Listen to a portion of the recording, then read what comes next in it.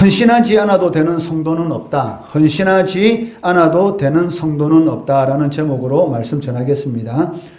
오늘 본문 말씀은 이스라엘 지휘관들이 번제단의 봉헌을 위해서 예물을 드린 사실에 대하여 기록하고 있습니다. 이를 좀 더 구체적으로 살펴보면 이스라엘 12지파의 지휘관들은 하루에 한 사람씩 12일에 걸쳐서 번제단을 위한 봉헌 예물을 드렸습니다. 이때 유다 지파의 지휘관이 맨 먼저 예물을 드렸고 납달리 지파의 지휘관이 맨 나중에 예물을 드렸는데 이는 가나안 땅으로 행군할 때의 순서와 똑같다는 것입니다. 12지파의 지휘관들이 드린 총 예물은 84절에서 88절에 잘 기록되어 있는데 은이 2400세겔, 금이 120세겔, 소가 36마리, 양이 144마리, 염소가 72마리였습니다. 본문 12절부터 83절의 말씀을 보시면 유다 지파로 시작해서 납달리 지파까지 12지파가 10일에 걸쳐서 드린 봉헌 예물을 하나도 빠짐없이 속속들이 잘 기록하고 있습니다. 사실 이 내용을 보면은 그 지파의 이름만 다를 뿐이지 예물의 종류와 분량까지 완전히 똑같다는 것입니다. 그런데도 굳이 이처럼 12번씩이나 똑같은 예물의 내용을 반복해서 기록한 그 이유가 무엇일까요? 그것은 12지파의 이름을 일일이 기록함으로써 모든 이스라엘 백성들이 번제단을 위한 봉헌 예물을 드린 일에 한 사람도 빠짐없이 다 참여했다라는 그러한 사실을 강조하기 위함이라는 것입니다. 이런 사실을 통해서 우리가 알 수 있는 것은 하나님께서는 한 사람이 많은 예물을 드리는 것보다는 하나님의 백성들이 한 사람도 빠짐없이 모두 봉헌에 참여했다는 것을 더욱 소중하게 생각하고 더욱 기뻐하신다라는 것을 알게 하기 위함이란 것입니다. 교회에 소속된 모든 성도들은 그 하나님으로부터 이 세상으로부터 구별된 그 하나님의 사람들이란 것입니다. 그러니까 하나님께서 이 세상으로 여러분들을 부르실 때는 하나님의 이름을 부르셨던 것이죠. 그렇기 때문에 어떤 특정한 사람이 많은 예물을 하나님께 드리고 많은 봉사하는 것을 하나님께서 기뻐하는 것이 아니라 모든 성도들이 이 사역자로서 교회 일에 동참하는 것, 거기에 대해서 하나님께서는 더 소중하게 생각하고 더 기뻐하신다는 것을 알도록 하기 위해서 똑같은 예물이고 똑같은 그러한 이 종류고 분량까지도 완전히 똑같은데도 불구하고 12번이나 이 지파 이름만 다르게 하면서 계속적으로 기록한 것은 성도들은 모두 하나님의 일에 참여해야 된다라는 것을 강조하기 위함이라는 것입니다. 이것은 또한 오늘날 교회에 있는 모든 성도들에 대한 하나님의 이 바람이기도 합니다. 그런데 요즘 이 교회를 보면 어떻습니까? 소수의 사람들만 열심히 헌신하고 많은 성도들은 뒤로 물러나 있는 것을 이렇게 볼 수가 있습니다. 즉 숨은 그리스도인들이 교회 안에 너무나 많다는 것입니다.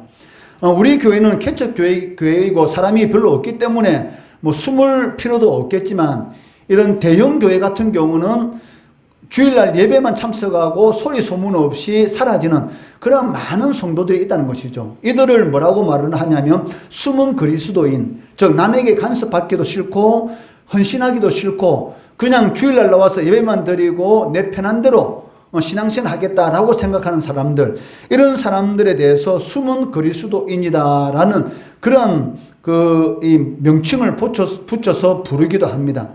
숨은 그리스도인이 과연 하나님 보시기에 기뻐하는 그리스도인이고 하나님 보시기에 복받을 그러한 신앙생활을 하고 있는가? 그렇지 않다는 것이죠. 하나님께서는 하나님의 일을 위해서 성도를 불러주셨는데 전혀 하나님의 일하고는 상관없이 자신의 기준에 따라서 자신이 원하는 대로 신앙생활은 하나님이 원하는 대로 해야 되는 것이지 자신의 뜻대로 자신이 원하는 대로 신앙생활하면 안 된다는 것이죠. 그런데도 불구하고 간섭받기 싫다고 그리고 헌신하기 싫다고 그냥 조용히 왔다가 예배만 드리고 조용히 빠져나가는 그런 숨은 그리스도인들은 하나님의 은혜와 능력을 체험한다는 것, 그것은 불가능한 것이죠. 바울 사도가 감옥 속에 있으면서도 찬양할 때에 감옥 이 땅이 지축이 뒤흔들리는 그런 사건들, 베드로를 묶고 있던 이런 쇠사슬이 풀리는 이런 역사들, 그리고 죽은 자가 살아나고 병든 자에게 위해서 기도할 때 낫는 역사들, 그리고 베드로가 설교 한 번 했을 때 3,000명, 5,000명 회개하는 그런 역사들이 어떻게 일어납니까? 하나님의 일을 앞장서서 감당하는 사람들에게 하나님의 능력과 역사, 은혜가 나타나는 것을 볼 수가 있어요. 그것은 오늘날도 마찬가지입니다. 오늘날도 하나님의 일을 위해서 열심히 충성 봉사하는 자들에게는 반드시 하나님께서 무엇을 먹을까, 무엇을 먹을까, 무엇을 입을까 걱정하지 마라. 이런 모든 것들은 이방인들이 원하는 것이지 않느냐. 내가 다 알고 있다. 다 채워주겠다라는 그런 하나님의 약속의 말씀을 그 사람의 삶 가운데 반드시 성취해 준다는 것입니다. 그렇기 때문에 하나님은 이 소수의 열심 있는 사람을 통해서 효율적으로 일하는 것보다는 비록 속도도 느리고 때로는 삐걱거리기도 하고 때로는 일의 효율성도 별로 나지 않지만 교회에 속한 모든 성도들이 함께 참여해서 봉사하고 헌신하는 것, 이것을 하나님께서는 너무 기뻐하신다는 것이죠. 사람들의 생각으로는 일 잘하는 사람 몇 명이 모여서 그 일 빨리 하면은 영 낫지 않겠느냐라고 생각할 수가 있을 것입니다. 그렇지만 하나님의 뜻은 안 그렇습니다. 하나님은 모든 성도들이 참석해서 별로 일의 속도는 좀 늦고 효율성은 좀 떨어진다 할지라도 모든 성도들이 참석해서 하나님의 일을 감당하는 것, 그것을 하나님께서는 기뻐하고 소중히 생각하신다는 것입니다. 그 이유가 무엇입니까? 모든 성도들은 다 하나님 앞에 바쳐진 사람들이기 때문입니다. 교회는 그 지체된 성도들 모두의 헌신과 협력에 의해서 교회가 온전히 세워줄 수 있기 때문에 모든 성도들이 함께 힘을 합해서 하나님의 교회를 세워나가야 한다는 것이죠. 이것을 하나님께서는 가장 기뻐한다는 것입니다. 어떤 사람은 자신이 일 잘한다고 내가 다 알아서 할 거야 라는 그런 사람들도 있는데 이것도 하나님께서 기뻐하지 않습니다. 왜? 모든 성도들 비록 좀 부족하고 능력이 없다 할지라도 각자가 맡은 그 일을 감당함으로 인해서 하나님의 교회가 세워지는 것, 그것을 하나님께서는 너무 기뻐하시기 때문입니다. 그렇기 때문에 우리 한 사람 한 사람은 모두 하나님께 바쳐진 성도로서 당연히 하나님께서 기뻐하시는 일을 위해서 헌신하는 그런 사람들이 되어야 한다는 것입니다. 15절부터 이 17절의 말씀을 보시면 각 지파가 바친 이 제단 봉은 예물 중에서 제물로 바친 이 짐승의 숫자가 기록되어 있습니다. 15절에서 17절 말씀해 보시면 또 번제물로 수송아지 한 마리와 순양 한 마리와 1년 된 어린 순양 한 마리이며 속죄 제물로 순염소 한 마리이며 화목 제물로 소 2마리, 순양 5마리, 순염소 5마리, 1년 된 어린 순양 5마리라. 이는 암미나답의 아들 나손의 헌물이었더라 라고 기록하고 있습니다. 여러분 15절에서 17절 말씀해 보시면 이상한 것 여러분 찾을 수 없습니까? 번제물의 제물을 보면 어떻습니까? 수송아지 한 마리, 순양 한 마리, 1년 된 어린 순양 한 마리입니다. 속죄 제물의 제물은 어떻습니까? 순염소 한 마리, 화목 제물로 소 2마리, 순양 5마리, 그리고 순염소 5마리, 1년 된 어린 순양 5마리. 그러니까 번제물로 이 번제 제물이나 이 속죄 제물로 드린 그러한 제물보다는 화목 제물로 드린 제물이 월등히 많은 것을 이렇게 볼 수가 있다는 것이죠. 속죄 제물도 순염소 한 마리였습니다. 그리고 번제물도 거의 한 마리로 이렇게 끝났습니다. 그렇지만 화목 제물 같은 경우는 소 2마리, 순양 5마리, 순염소 5마리, 1년 된 어린 순양 5마리. 비교할 수 없을 정도로 화목 제사를 드릴 때는 많은 이런 제물을 하나님께 드렸다는 것을 알 수가 있는데 여기서 우리는 중요한 사실을 하나 발견하게 됩니다. 그게 무엇이냐면 이 다른 제사에 비해서 이 화목 제사는 무엇을 의미합니까? 바로 하나님께서 구원해 주신 그 은혜에 감사하고 하나님께서 나에게 주신 이 축복에 대해서 감사하는 바로 감사의 제사라는 것이죠. 즉 하나님께서는 이스라엘 백성들에게 다른 이런 번제 제사 또 속죄 제사보다 화목 제물을 월등히 많이 바치도록 하신 그 이유가 무엇이냐면 하나님께서 하나님의 백성들에게 원하시는 게 무엇입니까? 바로 감사라는 것이죠. 어떤 상황 가운데 있을지라도 무엇보다도 하나님께서 성도들에게 원하시고 중요하게 생각하는 것은 어떤 상황 가운데 있을지라도 하나님 앞에 감사하는 것. 이것을 하나님께서는 너무나 소중하게 생각하고 너무나 기뻐한다는 것이죠. 감사하는 일이 생겨서 감사하는 것은 누구나 다 할 수 있습니다. 그렇지만 자신이 원치 않는 그런 어려운 상황 가운데 떨어졌다 할지라도 그것을 가지고도 이 정도로 하나님 어려운 일을 겪을 수 있도록 지켜주신 것 감사합니다. 이렇게 감사할 수 있는 사람은 별로 없지 않습니까? 그런데 자신이 원하지 않는 그러한 일을 당했다 할지라도 하나님 앞에 감사하는 것, 이런 성도들에 대해서 하나님 앞에 너무나 하나님께서 기뻐하시는 것이죠. 하나님께서 얼마나 성도들이 삶 가운데서 감사하는 것을 중요시 여기는가, 그것을 깨닫도록 하기 위해서 이 번제 제사나 속죄 제사에 비해서 이 화목 제사 제물을 월등히 많이 바치도록 하신 것을 볼 수가 있습니다. 그렇다면 여러분들은 하나님의 백성입니다. 하나님의 백성이라고 고백하면서 과연 우리의 삶 가운데 이 감사가 넘쳐나는 그런 삶을 우리가 살아가고 있습니까? 아마 자신 있게 대답할 수 있는 그런 성도는 아마 없을 것입니다. 살아가면서 하나님으로부터 어떤 특별한 축복을 받았든지 아니면 좋은 일이 생겼을 때 대부분 성도들 하나님 앞에 감사합니다. 그렇지만 그때가 지나가면 자신이 누리는 그런 축복에 대해서 무감각해지면서 하나님 앞에 감사하는 그런 생각도 잊어버릴 때가 너무나 많다는 것이죠. 더구나 어려운 일을 겪게 되면 감사는커녕 오히려 하나님을 원망하고 불평하고 그리고 자신의 신앙에 대해서 낙심하는 그러한 이런 모습을 볼 때가, 그러한 불평의 소리가 커질 때가 우리의 삶 가운데 있는 것을 우리 자신도 사실은 경험할 수가 있다는 것입니다. 이처럼 우리의 삶에는 감사보다는 불평과 원망이 더 많을 때가 많습니다. 과연 이런 우리의 삶의 모습에 대해서 하나님께서 기뻐하실 건가? 전혀 그렇지 않다는 것이죠. 하나님께서 기뻐하시는 것은 무엇입니까? 우리가 어떤 상황 가운데 있을지라도 범사의 모든 일에 감사하는 것. 왜 우리가 감사해야 됩니까? 바로 하나님의 뜻이기 때문에 그렇습니다.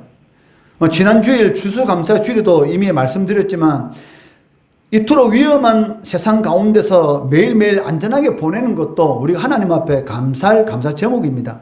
실질적으로 우리의 삶 가운데 감사할 제목이 얼마나 많습니까? 매일 먹고 사는 것도 감사하는 것이고, 숨 쉬고 물 마실 수 있는 것도 감사하는 것이고, 두 팔 두 다리를 가지고 물건 들고 걸을 수 있는 것도 감사할 수 있다는 것입니다. 무엇보다 감사할 수 있는 건 무엇입니까? 죄로 인해서 영원히 지옥 심판을 받을 수밖에 없는 우리들이었습니다. 그런데도 불구하고 하나님의 아들 독생자를 나의 모든 죄와 허물을 대신해서 십자가에 못 박혀 죽이심으로 인해서 구원받은 것, 그 은혜만큼 큰 것이 어디 있겠습니까? 그 은혜 하나만으로도 하나님 앞에 영원토록 감사해도 다 하지 못하는 그런 감사 제목이 될 수 있다는 것이죠. 그런데도 불구하고 조금만 자신이 원하는 대로 되지 않으면 원망하고 불평하는 것, 이것은 하나님께서 전혀 기뻐하지 않는다는 것입니다. 그렇기 때문에 하나님께서 가장 원하시고 하나님 가장 기뻐하는 것, 바로 이 감사의 고백이 우리의 마음속에서 넘쳐나도록 해야 합니다. 감사하면은 문제가 해결됩니다. 감사하면은 생각지도 않은 좋은 일이 생깁니다. 이것이 바로 하나님의 뜻이기 때문입니다. 그리고 하나님께서 하신 약속은 반드시 이루어지지 않습니까? 하나님 앞에 기도할 때도 감사함으로 아뢰라. 이게 무슨 말입니까? 비록 내 생각대로 되지 않는다 할지라도 하나님 앞에 먼저 감사하고 하나님 앞에 기도하는 것이죠. 그렇다면은 나는 내 자신에 대해서 제대로 잘 모릅니다. 내가 어떤 전공을 해야지 내가 평생도록 즐거운 마음을 가지고 일을 할 수 있을까? 학생들 대학교 시험 치고 나서 어떤 학과를 선택할 때 과연 어떤 전공이 나에게 맞을까라고 고민하다가 이 한 전공을 택해서 결국 지원하지만 학교에 중간에 중퇴하는 학생들도 많지 않습니까? 왜 그렇습니까? 자신도 자신에 대해서 잘 모른다는 것이죠. 그렇지만 하나님께서는 우리 인간을 창조하신 분이기 때문에 우리에게 무엇이 필요한지 가장 잘 알고 있는 분입니다. 나는 이렇게 되기 원했지만 하나님 보시기에는 그렇게 되면 망할 것이기 때문에 그것을 안 주는 것이죠. 더 좋은 것으로 주기 위해서 내 눈앞에 보이는 것들은 비록 좋지 않은 것이지만 지나고 나니까 좋지 않은 그것들이 너무나 좋은 것으로 나에게 다가올 수가 있다는 것이죠. 그렇기 때문에 우리가 살아가면서 좋은 일이든 좋지 않은 일이든 무조건 하나님 앞에 감사하는 것, 이것이 바로 하나님께서 원하시는 것이고, 감사하면 반드시 문제가 해결되고 감사하면 회복되는 그러한 역사가 나타난다는 것입니다. 그리고 구원받은 그 은혜 하나만으로도 죽음 이후에 영원한 심판이 있는데 70평생, 80평생 이 세상에 살아갑니다. 그리고 그 죽음 이후에는 영원한 지옥 심판 아니면 천국의 복락의 삶이 있는데 천국의 영원한 복락의 삶을 살아갈 수 있다는 것, 그 은혜 받았다는 것, 그거 하나만으로도 하나님 앞에 우리가 감사해야 되지 않습니까? 시편 50편 23절 말씀해 보시면 감사로 제사를 드리는 자가 나를 영화롭게 하나니 그의 행위를 옳게 하는 자에게 내가 하나님의 구원을 보이리라. 누가 하나님을 영화롭게 합니까? 바로 하나님 앞에 감사로 제사를 드리는 자, 감사로서 삶의 예배를 드리는 자, 그런 자들이 하나님을 영화롭게 하는 것이고, 그런 자들에게 무엇을 하나님께 보여주신다? 하나님의 구원.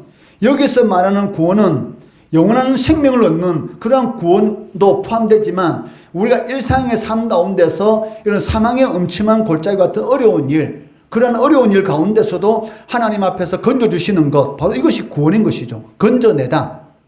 수렁 가운데서 건져내는 것.